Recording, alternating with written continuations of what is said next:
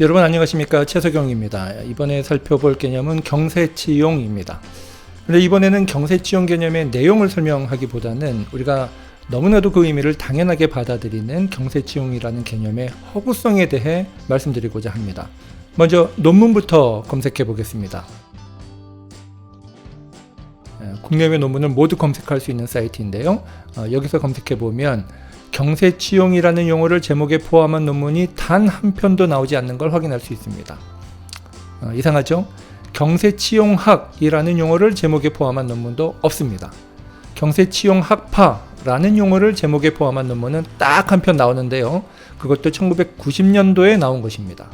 물론 경세치용이라는 용어를 제목에 포함하고 있는 논문이 없으니까 곧바로 경세치용이라는 개념 자체가 무의미하다 이렇게 단정할 수는 없겠습니다. 그러나 경세치용이라는 개념이 철학적으로 의미 있는 개념이라면 최소한 이런 정도까지 논문의 저자들에게 외면당할 수는 없는 노릇 아니겠습니까? 경세치용의 말뜻을 풀어보면 세상을 경영하고 쓰임새를 극대화하기라고 할 수 있겠습니다. 이 말은 보통 명사일 수는 있습니다. 그러나 구체적 내용을 담고 있는 철학 개념은 될 수 없다는 것이 제 주장입니다. 이번에 말씀드리고자 하는 이야기의 결론을 먼저 말씀드리면 바로 이것입니다. 경세치용은 철학 개념이 아니라 그냥 보통 명사일 뿐이다. 가령 철학 개념어인 경험주의라고 할 때 이 말은 단순히 경험이 참 중요하다는 일반적 의미를 담고 있는 것이 아닙니다. 이 개념은 인간의 인식 과정에서 경험이 본질적 역할을 한다는 철학적 내용을 담고 있는 것이죠. 로크, 휴움, 버클리로 이어지는 영국 경험주의 철학 계보의 핵심 개념입니다.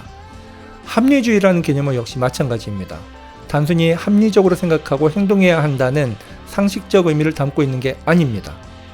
이 말은 경험주의와 달리 인간의 인식 과정에서 이성이 본질적 역할을 맡는다는 인식론적 내용을 담고 있습니다. 당연히 경험주의와 합리주의라는 키워드로 검색하면 무수히 많은 논문의 제목에 이들 키워드가 포함되어 있음을 확인할 수 있습니다.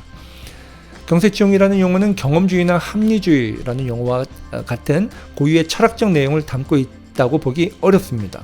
이 용어는 그저 보통 명사에 지나지 않는다고 보는 것이 낫는데요. 철학적 실체가 희미하죠. 자, 그럼 본격적으로 경세치용이라는 개념의 허구성에 대해 살펴보겠습니다. 물론 경세치용이라는 개념이 완전히 실체가 없는 것이다 이렇게 보기는 어렵습니다. 이 개념이 중국 명나라 말기에 활동한 독림당이 내세운 구호인 것은 맞습니다. 그러나 지금 우리가 생각하듯 핵심 개념이었다고 보기는 어렵습니다. 경세치용이라는 용어를 명말의 독림당 또 그를 이어받은 청나라 초기의 학자들과 연결지어 개념화한 대표자가 일본 학자 야마노이 유라는 사람인데요. 야마노이 유가 1980년에 펴낸 명청사상사의 연구라는 책에 따르면 명말청초 경세치용 학파는 실천파, 기술파, 경학사학파 이렇게 세 가지로 나뉩니다. 이 가운데 실천파와 기술파가 내세운 주장은 우리가 흔히 알고 있는 경세치용의 내용에 딱 들어맞는 것들입니다. 지나치게 학문 탐구에만 몰두하지 말고 또 공자왈 맹자왈 하지 말고 실제 생활에서 제대로 실천하고 서양의 과학기술을 적극적으로 도입해서 백성들의 현실 생활을 더 낫게 만들자 이런 주장이었죠. 경세치용이라는 말의 내용에 걸맞은 주장이죠. 반면 경학사학파는 경학과 사학, 그러니까 사서오경 연구라든가 역사 연구 등 인문학적인 연구에 몰두했습니다. 경학사학파의 대표자들에는 고현무, 황종희, 왕부지가 꼽히는데요. 우리가 흔히 명말청초의 경세치용 학자라고 하면 이들을 일컫습니다. 그 가운데 고현무는 의문학의 대가였습니다. 황종희는 중국 최초의 철학사라고 할 수 있는 명유학안과 송원학안을 펴냈습니다. 이 책들은 지금도 송명시대 유학 연구자들이 반드시 읽어야 하는 필독서이기도 합니다. 왕부지는 성리학을 배격하고 양명좌파도 배격하면서 기를 중심으로 하는 새로운 이론인 기학을 내세운 바 있습니다. 이 사람들이 공헌한 분야는 모두 경세치용이라는 용어의 내용과는 거리가 먼 것들이지 않습니까? 경세치용이라는 용어의 내용과 가장 거리가 먼 이들 학자로 구성된 경학사학파 학자들이 경세치용의 대표자가 되었다. 이렇게 되는 거죠. 실천파와 기술파는 저술을 별로 남기지 않았기 때문에 빚어진 역설적 상황이라고 할 수 있겠습니다. 이처럼 경세치용이라는 용어가 실제로 사용되기는 했지만 오늘날 경세치용 학파의 대표자로 분류되는 고현무, 황종희, 왕부지가 실제로 이바지했던 분야는 경세치용적인 것이라기보다는 극히 인문학적인 것이라는 점에서 경세치용 개념이 과연 의미가 있는 것인지 의문이 듭니다.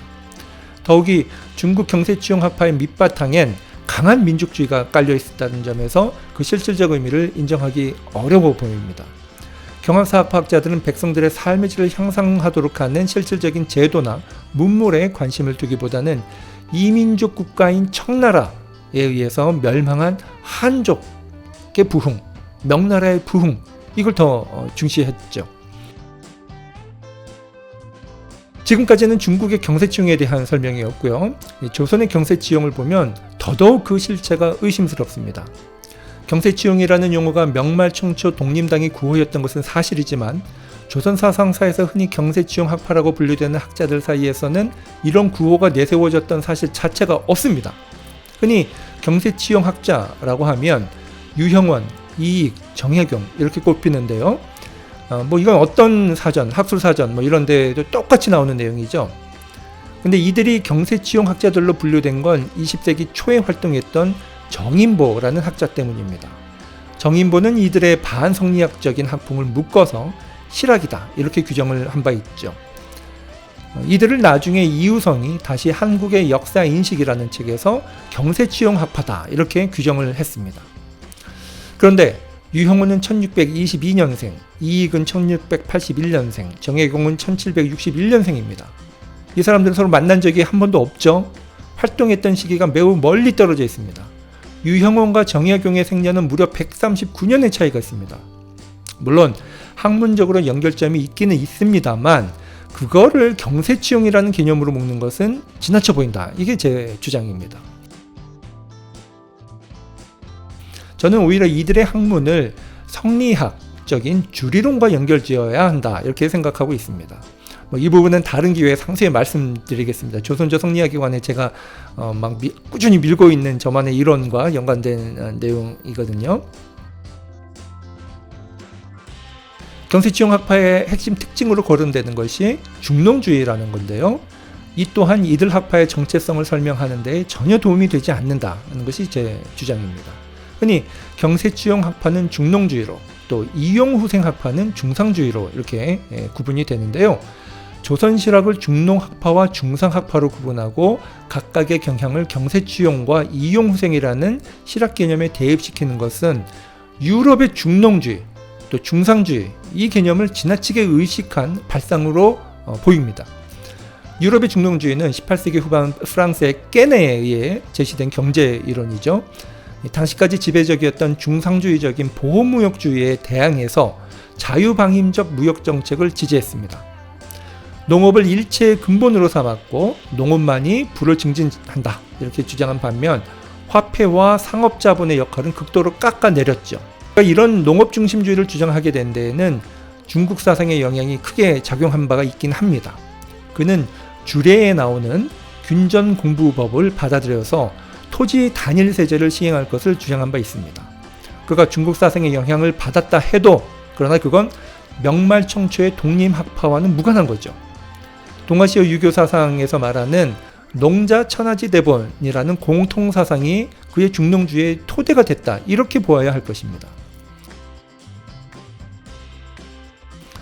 유럽의 중농학파와 달리 조선의 중농학파라고 분류되는 실학자들 가운데 중상주의적 보호무역에 반대하면서 자유방임적 무역정책을 지지한 인물이 과연 있습니까? 전혀 없습니다.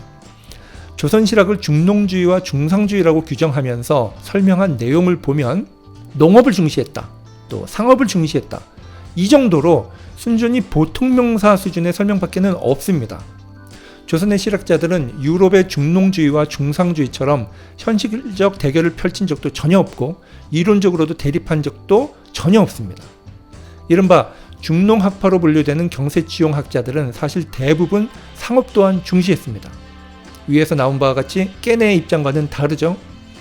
반대로 중상학파로 분류되는 이용후생 학자들 역시 대부분 농업 또한 중시했습니다. 이들을 중농주의와 중상주의로 구분하는 것은 역사적 허구다. 저는 이렇게 주장하고자 합니다. 예를 들어봅시다.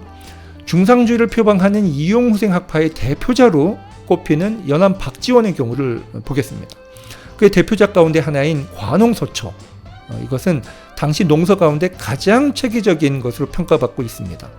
농업기술을 상세히 설명했을 뿐만 아니라 정전제를 이어받은 한전제, 이것을 주장하면서 농업제도 측면에서도 매우 혁신적인 주장을 펼쳤죠. 정약용만 농업에 관해 이런 주장을 펼친 게 아닙니다. 이처럼 농업기술과 제도의 혁신을 주장한 박지원을 중상학파로 분류하는 것은 대단히 무리한 것이다. 저는 이렇게 봅니다. 마지막으로 한국민족문화 대백과 사전의 경세치용 항목을 보겠습니다.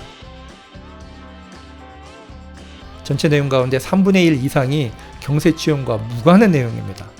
서경과 주례에도 경세치용 내용이 있고, 공자도 경세치용을 주장했고, 성리학도 경세치용적이고, 정도전도 경세치용을 주장했다. 이런 내용이죠. 이 항목의 저자는 이렇게 할 수밖에 없었을 겁니다.